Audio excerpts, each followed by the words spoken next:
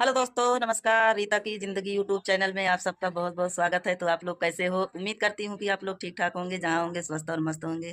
तो दोस्तों, आज मैं फिर आई हूँ एक नई रेसिपी के साथ। तो आप लोग वीडियो में बने रहें और वीडियो को फुल वॉच करिए। जो भी भैया दीदी नए हो, प्लीज़ चैनल को सब्सक्राइब कर लीजिए।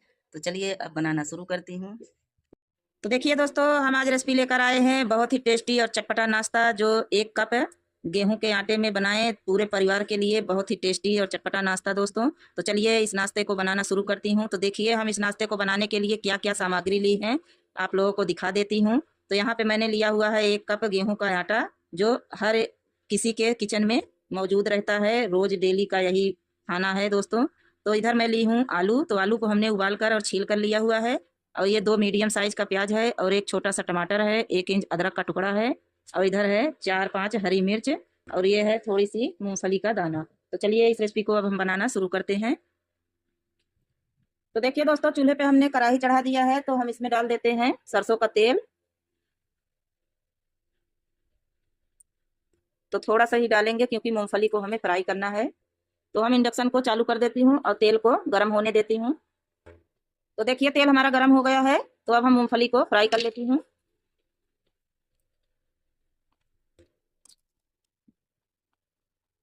तो धीमी आंच पे हम इसे फ्राई कर लेती हूँ। तो मूंगफली हमारी फ्राई हो गई है। तो इंडक्शन को बंद कर देती हूँ और मूंगफली को निकाल लेती हूँ इस प्लेट में।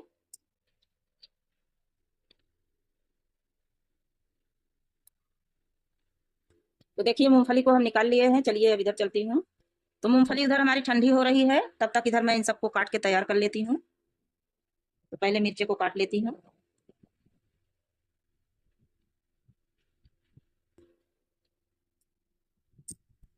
तो देखिए इन सब चीज़ों को हमने काट लिया है और इधर आलू को हम फोड़ लेती हूँ हाथ से ही।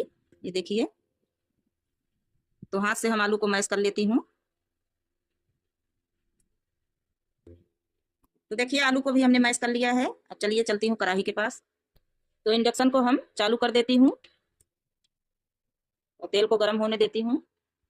तो जो तेल बचा हुआ था उसी में हम तड़का लगाएंगे।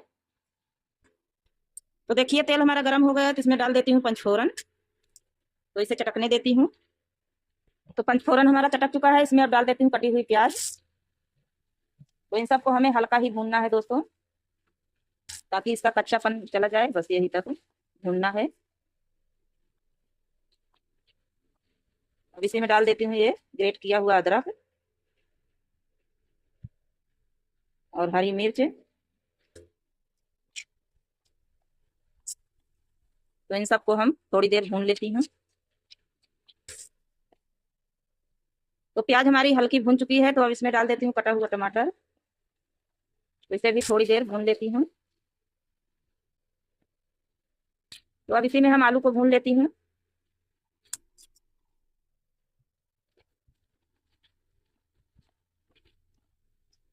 तो आलू को भी इसी साथ में हम अच्छे से भून लेती हूँ। तो आलू को हमने भून लिया है। अब इसी में हम डाल देती हूँ कुछ मसाले। तो अब इसमें डाल देती हूँ जीरा पाउडर 1 चम्मच। 1 चम्मच डाल देती हूँ इसे चटपटा बनाने के लिए चाट मसाला। और अब डाल देती हूँ मूंगफली। तो अब इसमें डाल देती हूँ काला नमक और 1 चम्मच डाल देती हूँ, 1 चम्मच से थोड़ा कम ही डालूंगी, सादा नमक। तो इन सबको अब हम मिक्स कर लेती हूँ। तो अब इसमें डाल देती हूँ कटी हुई हरी धनिया की पत्ती। तो धनिया की पत्ती को हम मिक्स कर देती हूँ। तो हमारा स्टफिंग बनकर तैयार है।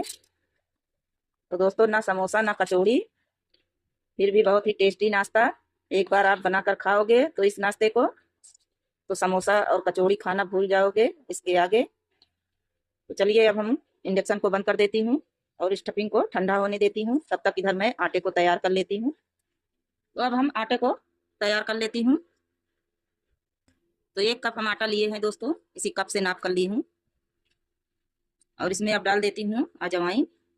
तो अजवाइन से अच्छा फ्लेवर आता है इस नाश्ते में।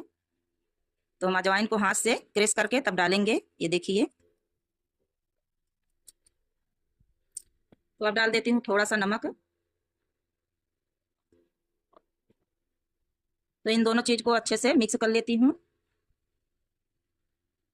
अब इसी में डाल देती हूँ थोड़ा सा रिफाइन। तो रिफाइन को हम आटे में अच्छे से मिक्स कर लेती हूँ।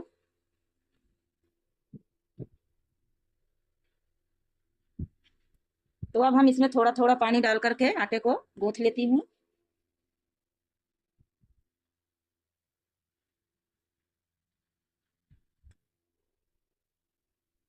तो आटे को हमें टाइट ही गूंथना है दोस्तों, एकदम सख्त आटा, नरम मुलायम नहीं गूंथना है।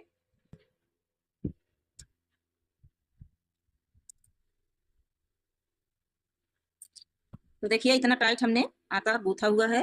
अब इसमें लगा देती हूँ रिफाइन। चारों तरफ से अच्छे से रिफाइन लगाकर इसे 5 मिनट के लिए रेस्ट पर रखेंगे। तो इसे हम ढक कर रख देती हूँ। तो देखिए दोस्तों 5 मिनट हो गया है। तो हम कटोरे को हटा लेती हूँ और आटे को एक बार फिर से हम चकले पर इसे अच्छे से मसल लेती हूँ।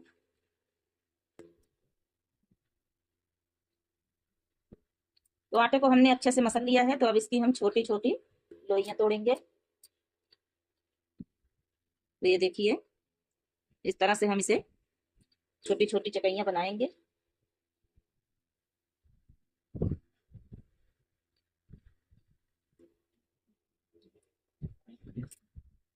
तो देखिए सारी चकइयों को हमने काट लिया है। तो इसे अब हम पूरी की तरह बेलेंगे। तो देखिए ना ज़्यादा मोटी ना ज़्यादा पतली, तो इस तरह से हम पूरी की तरह इसे बेलेंगे। तो बेल कर हम सारी पूरी को रख लेती हूँ।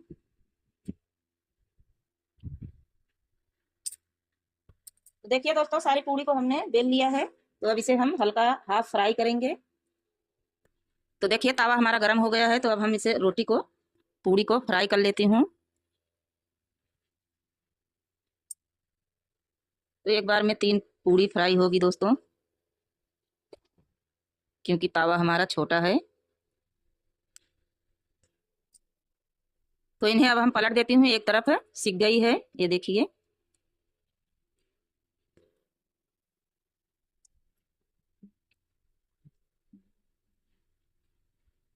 तो देखिए पलटने पर रोटी हमारी फूल गई।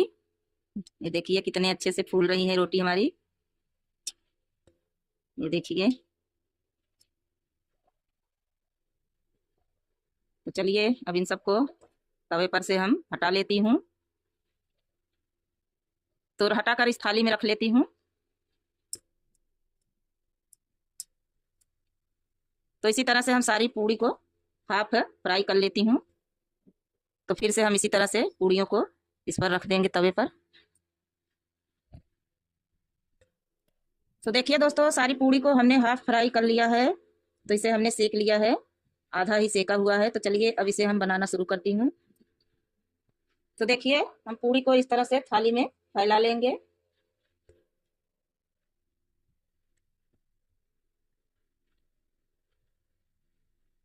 तो इस तरह से हम पूड़ी को फैला लिए हैं सारी रोटी को दोस्तों।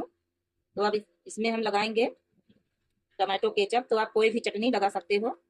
तो हमारे पास यही है तो हम यही लगाएंगे। तो सारी रोटी पे हम इस तरह से टमाटो केचप लगा देंगे। देखिए आपको जो चटनी पसंद हो वो लगा सकते हो।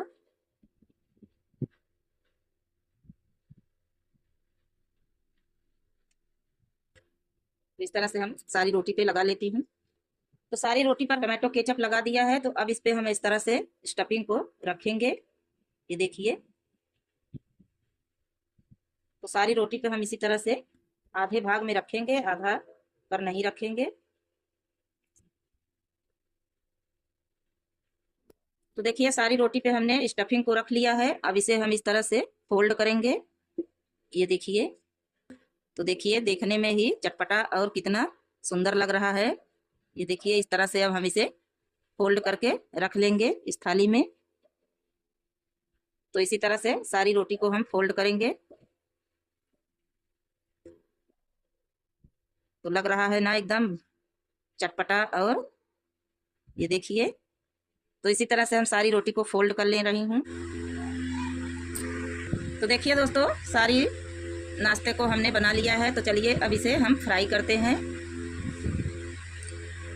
तो देखिए दोस्तों, चूल्हे पे हमने तावा फिर चढ़ा दिया है और गैस को ऑन कर दिया है। तो तवा हमारा गर्म हो चुका है। तो इस पर हम डाल देती हूँ रिफाइन ऑयल।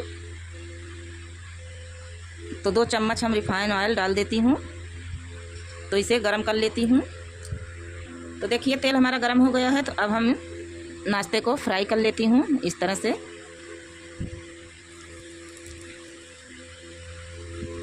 तो हम इस तरह से देखिए जगह बनाकर रख देती हूँ। तो हम अब फ्राई कर लेती हूँ। तो देखिए ये नाश्ता हमारा फ्राई हो गया है। तो इसे हम निकाल लेती हूँ प्लेट में।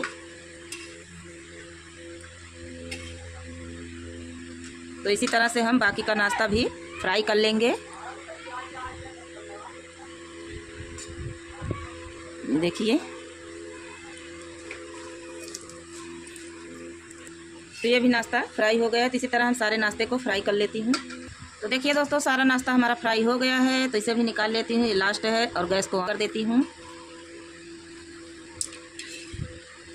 तो देखिए सारा नाश्ता हमारा बनकर तैयार है। तो देखिए दोस्तों, हमारा नाश्ता बनकर तैयार है और बहुत ही चटपटा और बहुत ही स्वादिष्ट है। तो देखिए इस तरह से नाश्ता आप भी घर पर बनाकर खा सकते हो, बाज़ार जाने की ज़रूरत ही नहीं है। तो दोस्तों, इस नाश्ते को आप अपने बच्चों को टिफ़िन बॉक्स में भी दे सकते हो, घर आए मेहमान को भी खिला सकते हो। तो हमारी रेसिपी कैसी लगी नीचे कमेंट बॉक्स में बताना ज़रूर। और रेसिपी अच्छी लगी हो तो वीडियो को लाइक करें, चैनल को सब्सक्राइब करें। और देखिए कितना खस्ता और करारी बनी हुई है। ये देखिए आवाज़ आ रही है। तो देखिए ये खस्ता और करारी भी बनी हुई है सारा नाश्ता हमारा। तो दोस्तों, इस नाश्ते को आप खट्टी मीठी चटनी के साथ भी खा सकते हो और ये टमाटो केचप के साथ खा सकते हो। तो इधर हमने बनाया हुआ है टमाटर की चटनी, घर पर पीस कर बनाया हुआ है।